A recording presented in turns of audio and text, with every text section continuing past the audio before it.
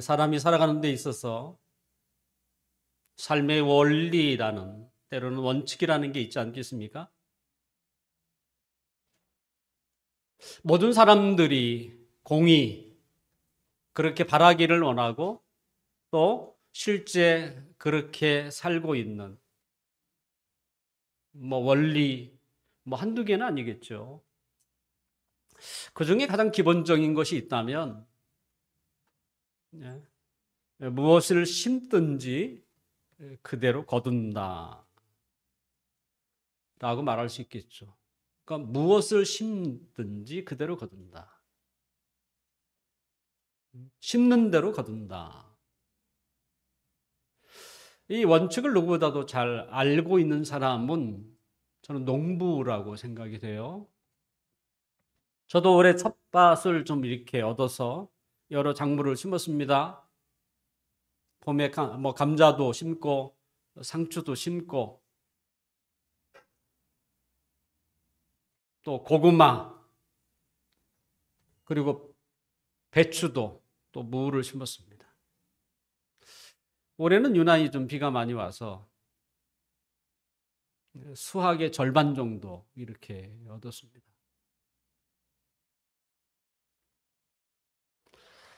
저는 고구마를 심으면서 나중에 그것을 거둘 때에 황금을 거둘 거라는 생각을 하지 않았습니다. 이 무를 심으면서 나중에 이 보석을 캐낼 것이다 이렇게 바라지도 않았습니다. 고구마가 먹고 싶어서 고구마를 심었고요. 김장 때 무가 필요해서 무를 심었습니다. 공감하시죠? 너무나 당연한 말. 그런데 사람들은 그렇게 생각 안 해요. 고구마를 심으면서 황금을 얻고 싶어 한다는 거예요.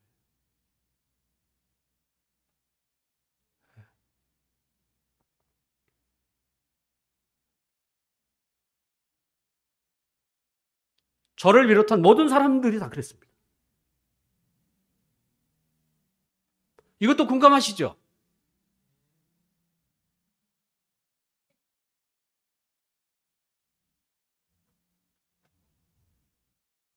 작은 것을 심고 많은 것을 기대하고 안 심고 많은 것을 얻으려고 하는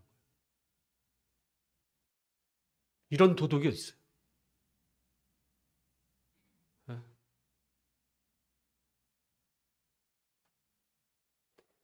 예, 하나님은 그와 같은 마음을 품고 살아가는 자들에게 주님은 분명하게 우리에게 메시지를 전달해 주고 있습니다. 오늘 본문 7절이 7절 한번 읽어볼까요? 시작. 스스로 속이지 말라. 하나님은 업신 여김을 받지 아니하시나니 사람이 무엇을 심든지 그대로 거두리라.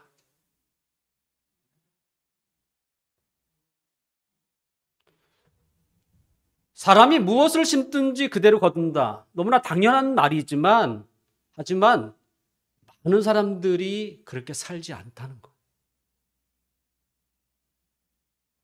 고구마를 심으면서 황금 캘 것을 생각하고 있는.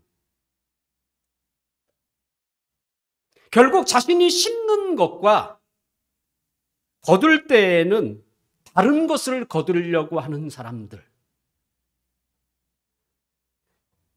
이런 사람들은 두 가지 죄를 범하고 있다는 거예요. 첫째는 자신을 속이는 거예요. 당연히 고구마 심었으면 고구마가 얻으려고 해야지. 고구마를 심어놓고 황금을 캐낼 생각을 하다니. 자기를 속이는 일이죠. 자기만 속이나요? 하나님이 사람들 사이에서 살아가는 삶의 원리, 원칙이라고 부여해 주신 심는 대로 거둔다고 하는 이 원칙을 깨는 일이에요. 다시게 표현하면 하나님을 업신여기는. 이 법칙을 주신 하나님을 조롱하는 거예요. 우리가 살고 있는 이 사회에 사실은 심는 대로 거둔다라고 하는 이 법칙만 잘 지켜도 많은 범죄와 문제들은 대부분 해결될 거예요, 사실은.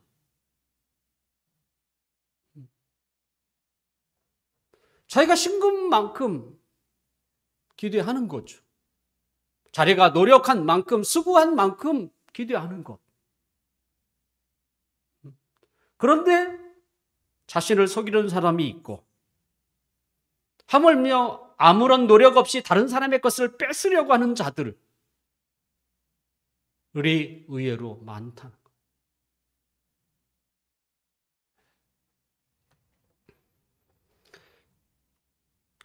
우리가 부러워하는 것들이 뭐가 있을까요? 많은 사람들이 부러워하는 게 뭐냐면 심는 대로 거둔다라고 하는 이 법칙을 깨지는 거죠.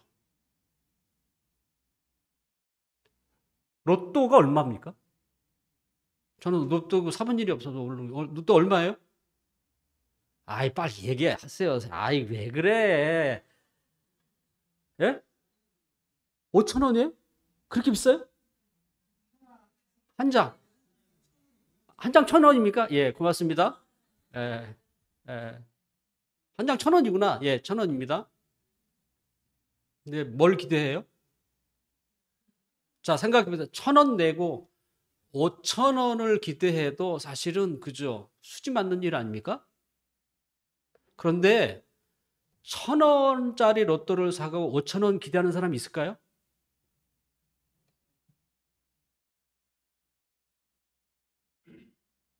최소가 억 아닐까요? 심는 대로 거둔다는 말을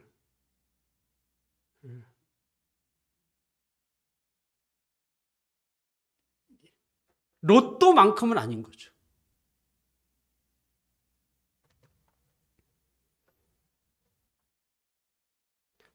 어디 로또뿐이겠습니까? 사행산업이라고 할 수 있는 카지노도 그렇고 이런 불로소득, 이런 사람들을 우리가 어떻게 해요? 은근히 바래요.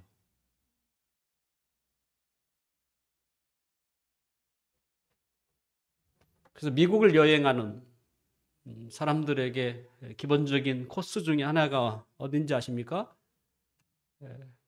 카지노의 도시라고 하는 라스베가스라고 합니다. 목회자들도 예외가 아니래요. 반드시 거기를 거친대요. 또 그곳에 가면 호기심에 의해서 이렇게 그죠? 기계를 잡아본다고 합니다. 만약 기계에서 돈이 왕창 쏟아진다면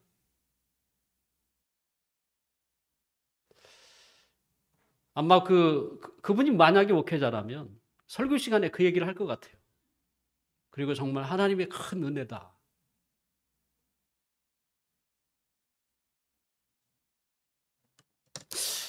그러면서 하나님 앞에 감사하리라고 생각이 됩니다.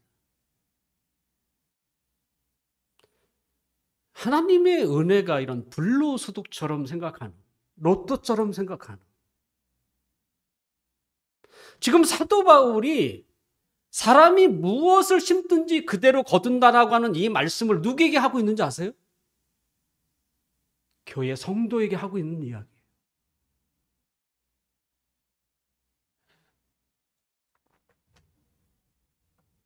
정말 그가 하나님의 은혜라는 것이 어떤 것인지를 아는 사람이라면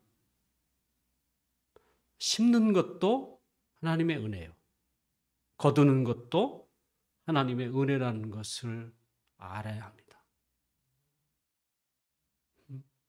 심지 않고 거두는 것이 하나님의 은혜가 아니에요.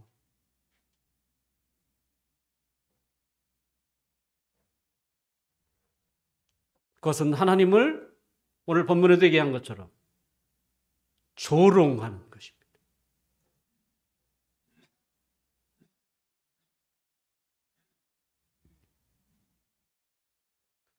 무엇을 심든지 그대로 거둔다. 이건 하나님이 모든 사람에게 주어진 삶의 원칙입니다.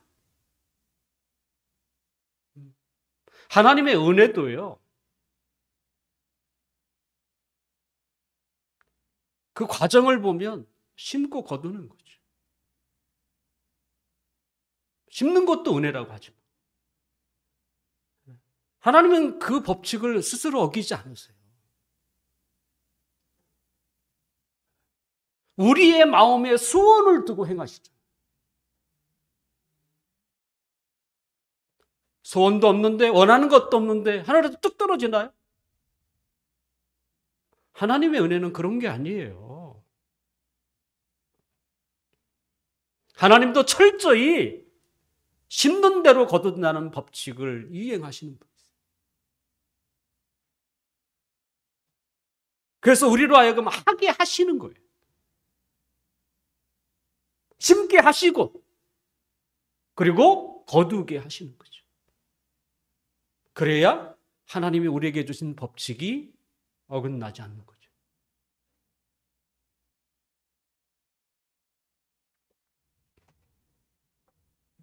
사도 바울은 무엇을 심든지 그대로 거둔다라고 하는 이 중요한 삶의 법칙을 우리에게 지금 이야기하고 있고요.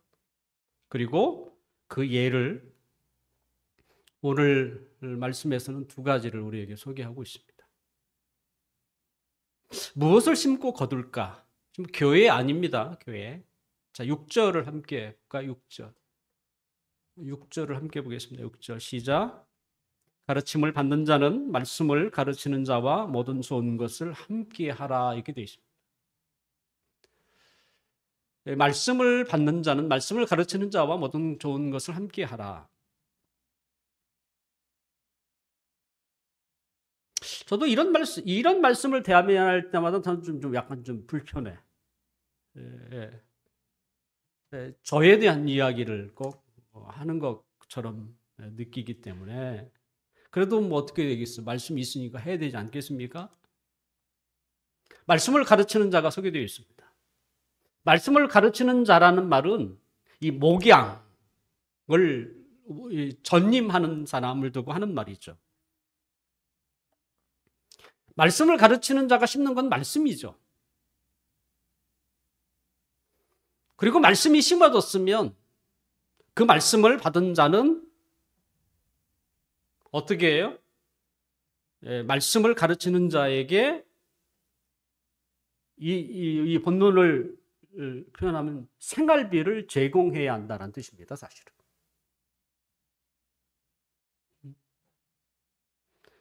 그러니까 목회자가 말씀을 심었으면 그 말씀을 받은 자는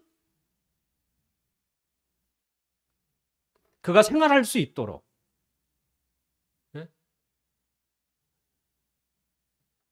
도와줘야 한다 이런 얘기죠. 예수님께서도 그의 제자들을 세상에 보내면서 너희들이 나갈 때 전대, 돈주머니죠. 전대를 가지고 가지 마라. 그리고 만나는 사람에게 복음을 전하고 또 그들이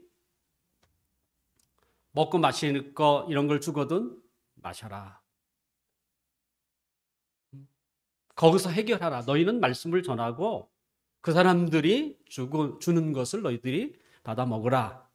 그러면서 중요한 구절을 하셨어요. 누가복음 10장 7절에 보면 일꾼이 그 삭을 받는 것이 마땅하다. 그건 당연하다고 얘기해요. 말씀 전하는 사람도 일꾼이라고 표현한 거죠. 그 다음에 사도 바울은 고린도 교회에게 고린도전서 9장 11절에 보면 우리가 너희에게 신령한 것을 뿌렸은즉 너희의 육적인 것을 거두기로 과하다 하겠느냐 이렇게 표현을 했어요.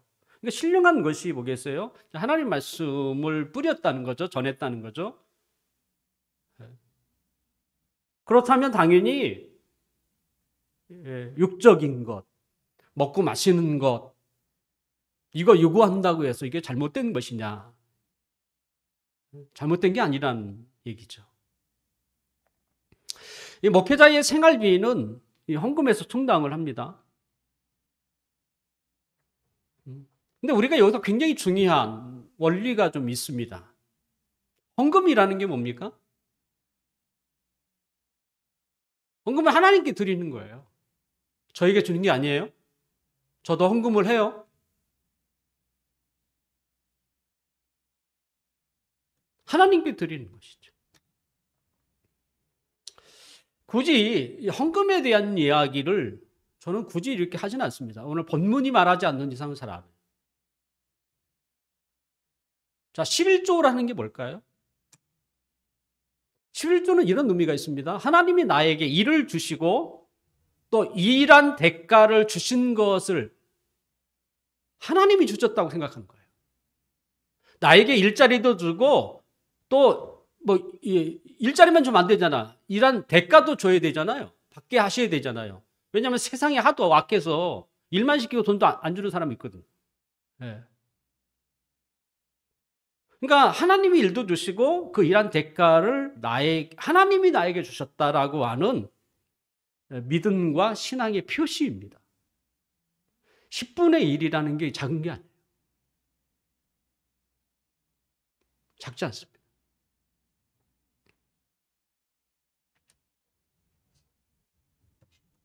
거기에는 이런 하나님에 대한 신앙이 있어야 가능한 것이고요. 그 다음에 주일헌금이 뭐냐? 어떤 사람은 주일헌금을 왜 해요? 뭐 이런 분이 계시는데, 자, 우리가 하나님을 예배한다는 게 뭘까? 하나님을 예배하는 것은요, 드리는 것입니다. 예배라는 게 드리는 거예요. 뭘 드려요? 여러분의 시간을 드려요. 예배 시간이라는 게 있잖아요. 이 시간을 드리는 거예요. 누구를 위하여 내가 시간을 쓴다. 이건 그죠? 하나님께 드리는 거죠. 시간만 드리나요? 아니에요. 마음을 드리죠. 어떻게 마음을 드려요? 아까 신앙 고백도 드리는 거죠. 또 대표 기도하는 사람의 기도를 혼자만 하고 나머지는 뭐 알아서 하세요. 이렇게 하는 게 아니잖아요. 나를 대표해서 그러니까 뭐예요? 그분의 기도를 내가 속으로 왜요? 나도 똑같습니다. 라고 하면서 마음을 동조하는 거죠. 마음을 나도 드리는 거죠. 그 사람만 혼자 기도하는 게 아니에요. 저도 그렇습니다. 라고 그래서 도중에 아멘도 하는 거고 다 찬양도 뭐예요? 드리는 거예요. 누가 잘 부르나 이거 지켜보는 게 아니에요. 그래서 제가 소리내서 찬양하라는 이유가 그거예요.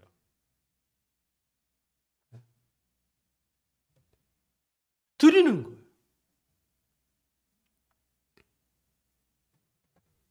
그 다음에 무엇을 드릴 수 있을까요? 물질도 드리는 거예요.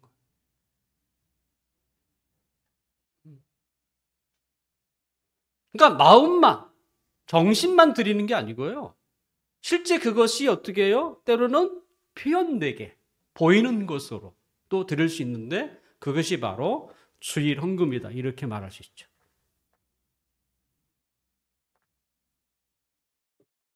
그 다음에 감사 헌금은 특별히 감사할 일이 있어서 하나님 감사합니다. 이게 끝인가요? 그렇게 하지 않잖아요. 뭔가 뭐예요? 이 감사에 대한 표시라는 게 있잖아요. 본인이 하는 거예요. 그래서 감사 헌금도 드리는 거예요. 결과적으로 우리가 하나님을 믿을 때 마음으로만 믿지는 않습니다. 삶이 표현돼야 되고, 그죠? 그것이 이 예배 안에 들어가 있는 거예요. 그냥 마음만 이렇게 드리고, 보이지 않는, 보이는 것도 드려야 되는 게 그게 이제, 그죠? 물질인 거죠.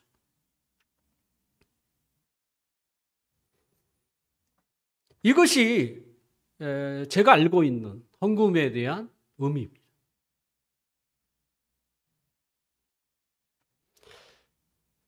자, 여기에서 우리가 좀 이렇게 주의할 게 몇 개도 있죠.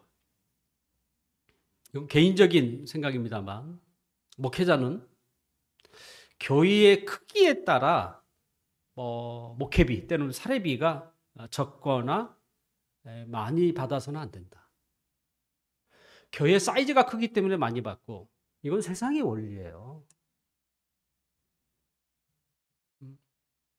자신의 생활, 때로는 그 교회에 그죠, 얼마나 있었는가라는 연수, 이건 뭐 모든 회사도 똑같죠? 사실은 이건 어디나 똑같은 거예요, 사실은. 그래서 필요한 것을 책정해야 하는 것입니다. 저는 그렇게 개인적으로 생각하고요. 그 다음에 성도들도 목회자를 내가 먹여 살려야 되겠다, 이렇게 헌금하는 것이 아닙니다. 목회자는 성도들이 살리지 않아요. 하나님이 살리지. 말 그대로 뭐 교인 이제 개척해서 한 명밖에 안 되는데 그 한 명이 뭐 얼마나 많이 들겠어요. 안 들을 수도 있는 거고. 그거 누가 살려요? 하나님이 살리는 거예요. 네. 성도들은 내가 헌금을 해서 목회자를 살려야 되겠다, 제발 그런 생각하지 마세요. 절대 그거 아닙니다.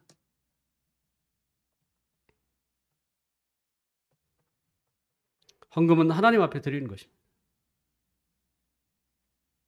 목회자가 말씀을 심는다면 성도들은 헌금을 심는 것입니다. 고린도후서 9장에는 헌금에 대한 몇 가지 원리가 설명되어 있습니다. 헌금을 우리가 하나님 앞에 드릴 때는 인색하게 드리면 안 되고요, 억지로 드려서는 안 됩니다. 저는 헌금을 억지로 드리라고 권고한 적이 없어요. 아예 주보에는 아직 마음의 준비 안 된 사람은 드리지 말라고 써 있어요. 아예.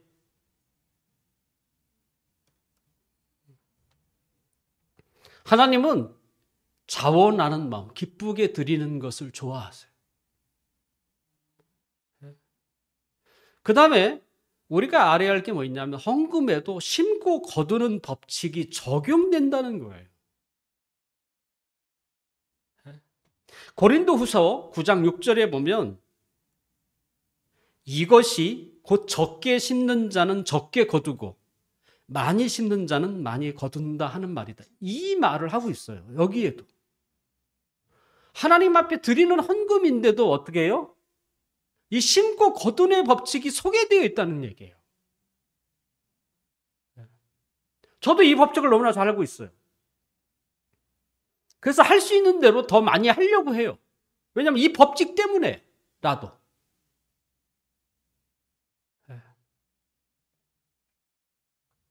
그러므로 그 헌금에 대해서 여러분들 시험 걸리지 않았으면 좋겠어요. 저는 교회가 정해준 대로 생활비를 받으면 되고, 성도들이 드리는 헌금은 하나님 앞에 드리는 것입니다. 제가 해야 할 일은 뭐겠어요? 열심히 하나님 말씀을 연구해서 그 말씀을 전하는 것입니다. 말씀을 심는 것이죠. 그것이 저의 역할이죠. 그런데 제가 제 역할을 제대로 하지 않고 대가만을 요구한다면 그것은 사꾼입니다. 사꾼. 그래서 헌금의 원리를 여러분들이 좀 잘 아시고, 그와 같은 믿음이 있고, 충분히 자기가 자원하는 마음이 있으면 드리고, 그렇지 않으면 안 드려도 돼요. 안 드려도 됩니다. 자유하십시오.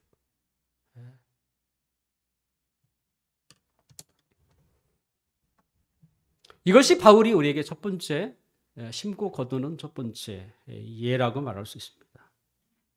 그 다음에 바울은 두 번째로 우리에게 더 중요한 심고 거두는 이야기를 해주고 있습니다.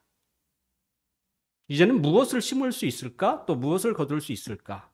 오늘 본문 8절입니다. 8절.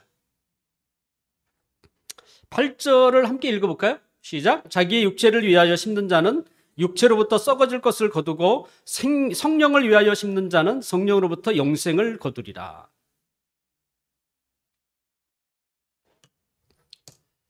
혹시 헌금은 뭐 불편한 이야기라고 생각할 수 있겠지만 방금 우리가 읽었던 이 8절은 정말 중요한 이야기입니다.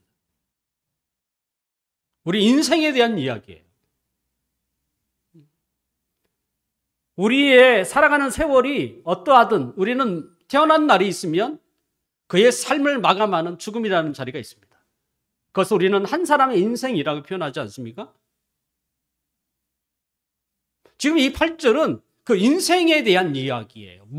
인생 속에서 무엇을 어떻게 심을 것인가. 여기에 보면 자기 육체를 위하여 심는 자가 소개되어 있고 성령을 위하여 심는 자가 소개되어 있습니다. 이 성령을 위하여 심는 자는 다르게 표현하면 하나님을 위하여 심는 자라고도 이렇게 표현할 수 있겠죠. 사도 바울은 이 육체라고 하는 말 그리고 성령에 대한 이야기를 이제 전에도 이런 얘기를 했습니다. 그는 육체를 정욕과 탐심이라고 이렇게 줄여서 표현하기도 했어요. 그러니까 육체라는 게 뭐냐? 정욕과 탐심이라는 거예요. 자, 그 다음에 이 정욕과 탐심을 아싸리하게 한마디로 딱 얘기하면 뭘까? 자기입니다. 나만 위한 것. 자기 중심적인 것. 정욕과 탐심이 뭐예요? 누구를 위해서요? 자기이죠. 죄가 우리에게 남긴 자국이 뭐냐면 자기 중심, 자기입니다. 자기. 우리는 자기는 자기 혼자만은 얘기하지 않고요. 조금 넓게 보면 가족도 자기 이야기에 들어갑니다. 그래서 아내를 자기라고 부르잖아요. 가족도 자기의 그죠 테두리라고 말할 수 있죠. 신자의 삶의 목표가 뭡니까? 결과적으로는 이 자기 중심적인 삶에서 끊임없이 벗어나는 거예요. 이게 신자의 그 삶의 목표예요. 그러니까 우리가 따라야 할 분이 누구예요? 예수님 아닙니까? 근데 예수님은 자기 중심적으로 이렇게 살지 않으세요. 하물며 예수님은 자신의 모든 삶은 다 그 하늘에 계신 그죠? 아버지께서 내게 지시하신 것이라고 얘기해요. 그분에 따라, 그분의 말씀에 따라 내가 행동했다고 얘기해요. 그러니까 자기 중심, 이게 없어요. 그러면 하나님의 그 놀라운 계획, 하나님의 인도하심에는 결과적으로 어디에다가 초점이 맞춰지겠어요? 그것은 사람들이죠. 그래서 예수님이 사람을 위해 사신 거예요. 죄인들을 위하여 사시고.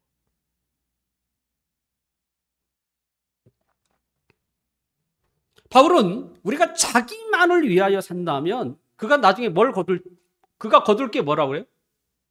썩어질 것밖에 없다고 얘기합니다. 이 썩어진다는 게 뭐겠습니까? 없어질 것이라고 말할 수도 있고요. 사라지는 것이라고도 말할 수 있어요. 제가 어느 날 제가 일구고 있는 텃밭에 한참 그죠? 가을 장마라고 하는 비가 내려 털썩 주저앉은 배추를 봤더니 일명 무름병이라고 부르는데 밑동이 너무 물을 많이 먹어 썩었더라. 만약 우리의 삶이 이 무름병에 걸린 배추처럼 되어버린다면 그거 얼마나 허무하겠습니까? 내가 무엇인가를 열심히 심었는데 나중에 거두려고 봤더니 썩어버렸어요. 아니면 사라지고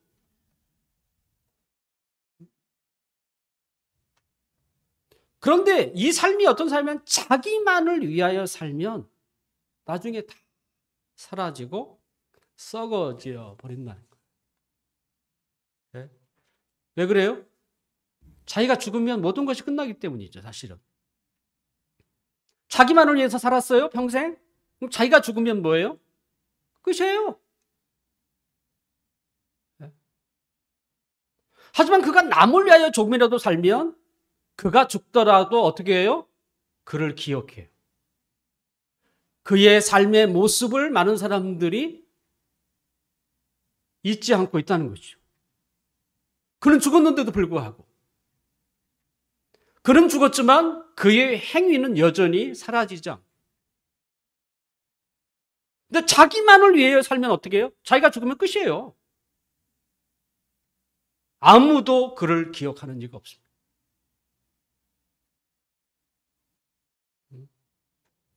이것이 육체를 위하여 살아가는 사람의 모습이라고 합니다.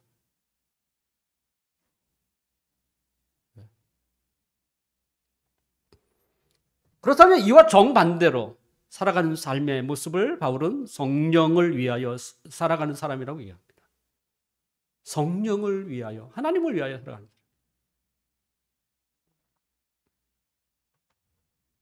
우리는 하나님의 자녀가 되었지만 여전히 우리 안에는 약한 본성이 여전히 존재해요. 약한 본성이 다른 게 아니에요.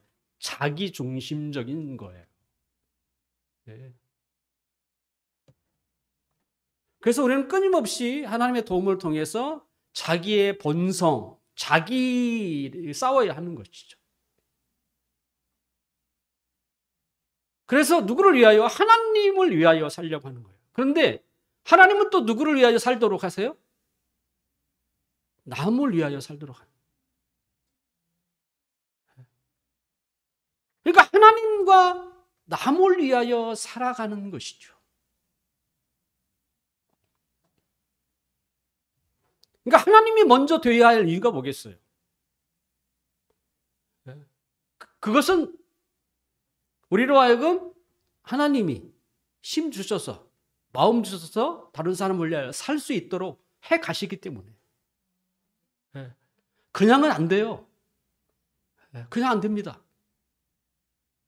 내가 다른 사람을 도와주는 것도 어떤 경우는 뭐예요? 자기를 위해서 도와주는 사람도 있어요. 자기를 좀 뽐내려고. 거기에 뭐가 없어서 그래? 하나님이 없어서 그래. 그래서 하나님을 먼저 생각하셔야 돼요. 그럼 하나님이 우리에게 뭐라고 합니까?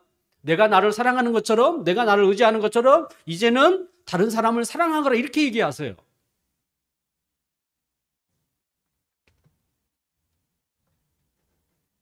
하나님은 우리에게 다른 사람을 위하여 살도록 여러 가지를 주셨습니다. 재능도 주셨고요, 은사도 주셨고, 지혜도 주었고, 때로는 물질도 주셨습니다. 그러니까 우리가 가지고 있는 것들은 다 뭐예요? 하나님이 주신 것들인데, 근데 자기 중심적인 삶을 살아가는 사람들에게는 그것들을 자랑하는 데 너무 바빠요. 자기의 능력을 뽐내고 자기의 지식을 선전하고 또 자신이 가진 부를 자랑하는 일에만. 하지만 성령님은 하나님이 우리에게 주신 것을 어떻게 해요? 잘 사용하는 데 관심이 많으세요.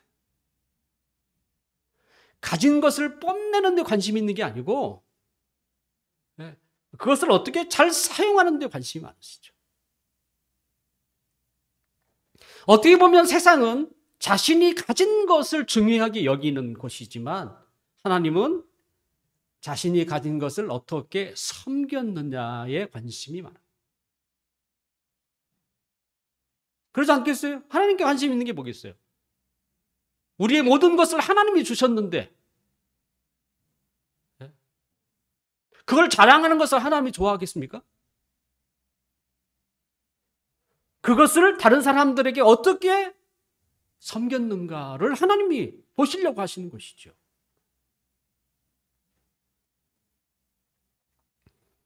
마태복음 25장에는 달란트 비유가 소개되어 있습니다.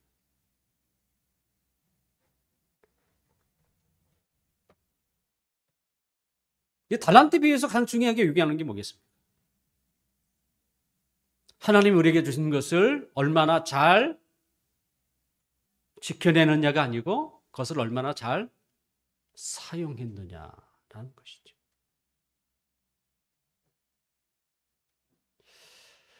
저는 책을 조금 좋아하죠.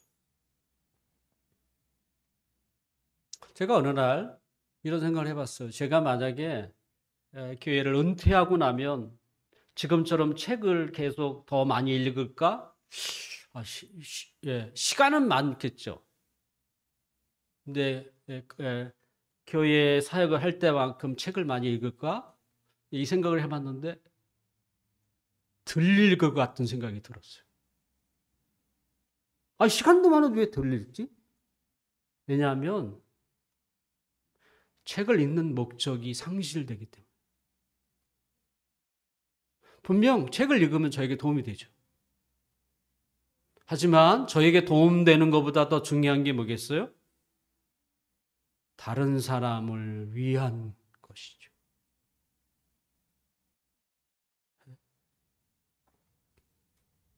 내가 더 많이 알아야, 내가 더 많이 깨달아야 다른 사람에게 알려줄 거 아닙니까?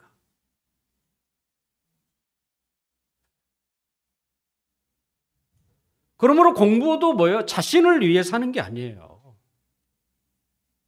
남을 위해서 공부도 하는 거예요.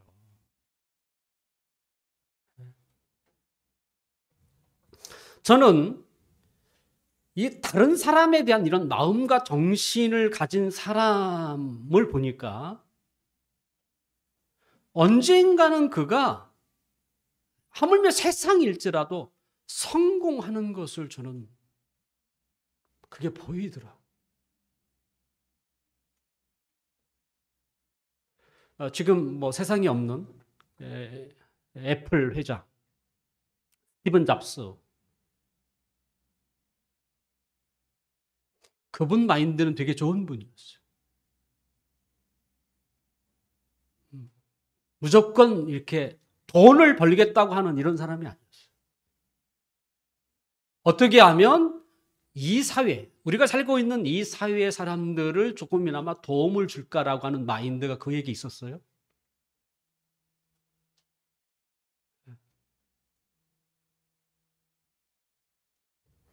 그 다음에 뭐 전기차, 뭐 화성에 가는 인공위성을 비롯한 테슬라, 일론 머스크. 제가 일론 머스크의 책을 보면서 참 그 마인드가 너무 좋다.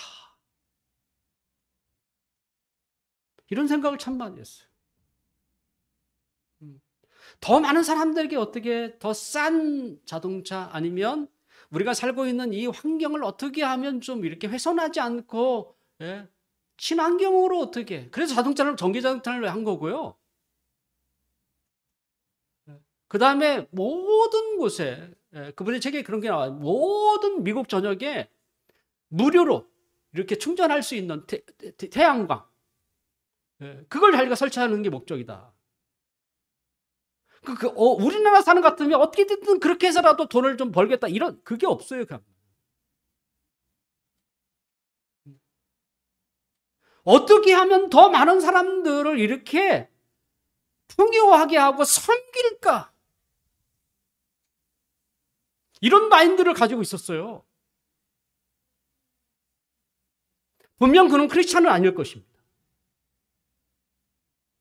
아니, 세상에서도 이런 마인드를 가지고 있는 사람들,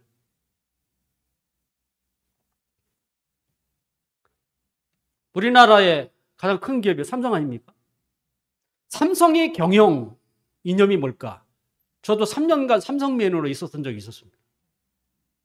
늘 보는 게 회사 경영 3가지 반칙이 써 있었어요. 늘 봤어요. 출근할 때마다. 이해하지 못하는 게 1번이었어요.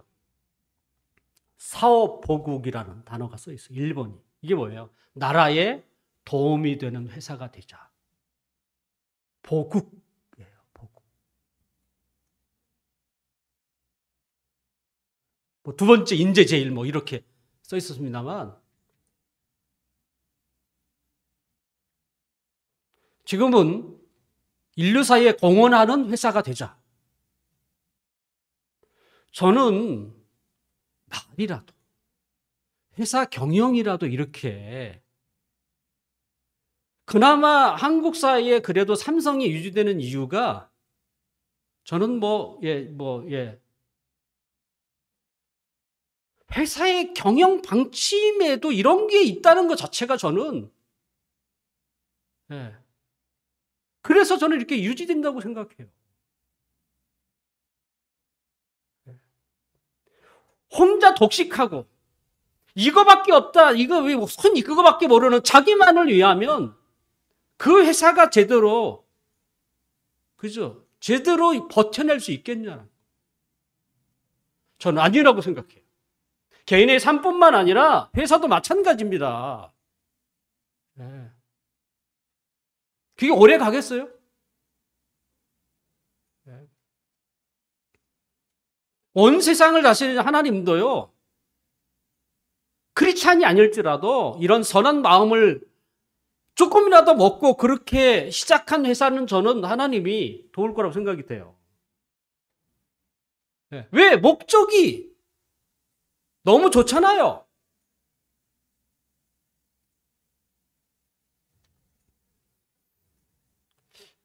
미국 대통령들은 이제 취임식 때 성경책 위에 손을 얹는 것이 하나의 이제 중요한 전통 중에 하나입니다. 그리고 그들은 성경 속에 있는 한 구절을 이 취임식 때 얘기를 하는데요. 우리가 방금 읽었던 이 8절은 미국의 42대 대통령이었던 빌 클린턴이 했던 말입니다. 그분이 대통령 취임하면서 이 구절을 들었어요. 한 예로 이 아브라함 링컨 16대 미국 대통령은 마태복음 7장 1절이었어요. 비판하지 말라. 그래서 그는 그 대통령 시절에 자기 원수 같은 사람들을 결코 이렇게 비판하지 않고. 이게 굉장히 중요한 거죠. 성경책에 손을 넣는 정도가 아니라 그 중에 있는 한 구절을 이렇게 취임식 때 얘기할 정도면 이 말을 굉장히 중요하게 여기고 대통령 하겠다는 의미잖아요.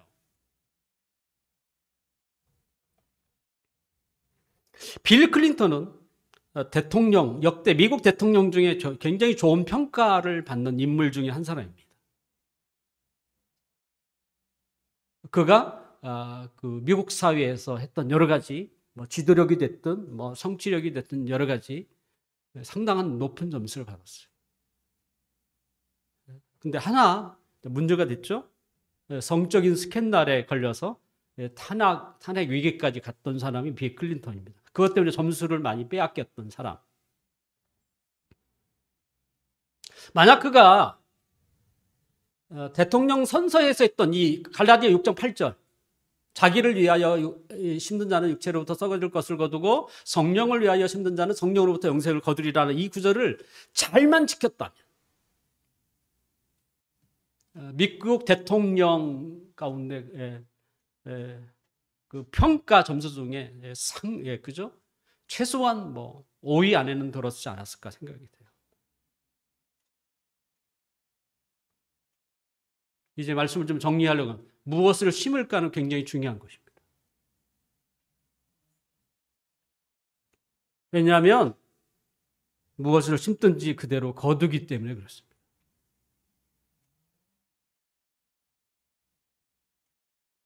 심지 않고 거두려고 하지 마십시오. 그것은 자신을 속이고 하나님을 조롱하는 것입니다. 혹시 그런 사람의 말을 여러분 듣는다면 절대로 부러워하지 마세요. 진짜 부러워하지 마세요.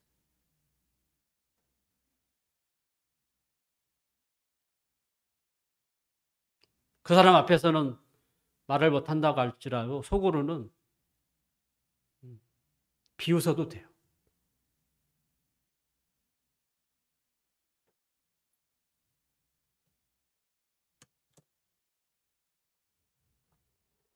우리가 무엇인가를 심었다면 거둘 수 있는 것을 심으십시오. 수많은 사람들은 훗날에 썩어지고 없어질 것을 심습니다. 당장 눈앞에 보기에 좋을지는 모르겠습니다.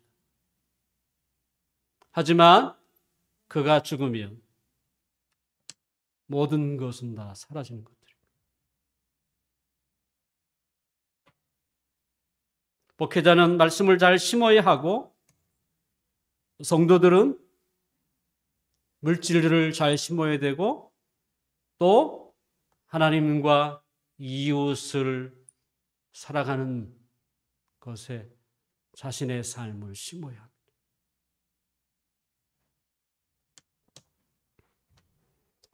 육체를 따라 자기만을 위하여 살아가는 사람은 그것은 헛되게 살아가는 것입니다.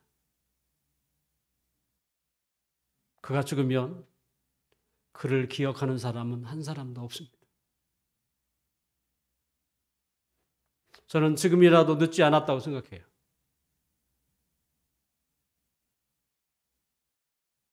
자기라고 하는 자기 중심에서 벗어났으면 좋겠어요. 한순간에 금방 되지는 않겠죠. 하나하나 하나님의 도움으로 몸부림쳐야죠. 생각을 바꾸는 일, 가치관을 바꾸는 일, 나의 삶의 모양을 바꾸는 일서부터 시작하셔야죠.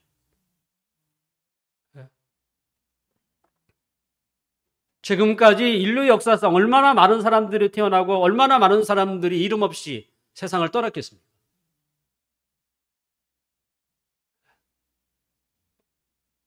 역사가 그 가운데 기억하는 사람은 소수예요. 너무 지극한 소수.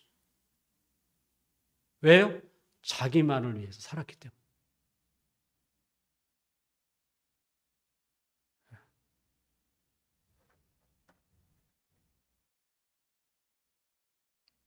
이제 우리의 삶을 돌아보셔야 합니다. 최소한 남기는 삶을 사셔야 되죠. 하나님이 기억하시고 또 사람들이 기억하는 삶을 사셔야 되죠. 그러려면 잘 심어야죠. 심어야 합니다. 그건 하나님의 원칙이에요. 하나님의 은혜도 이 원칙을 벗어나지 않습니다. 무엇을 심든지 그대로 거둔다는 이 엄청난 인생의 원칙을 우리 마음에 숙고하셔서 이제라도 내 삶의 방향을 바꿨으면 좋겠어요. 아니면 바꿔 갔었으면 좋겠어요. 그래서 남겨지는 삶, 사람들이 기억하는 삶, 그래서 그것이 마침내 하나님께 영광이 되는 삶이 되기를 주님의 이름으로 축원합니다. 기도하겠습니다.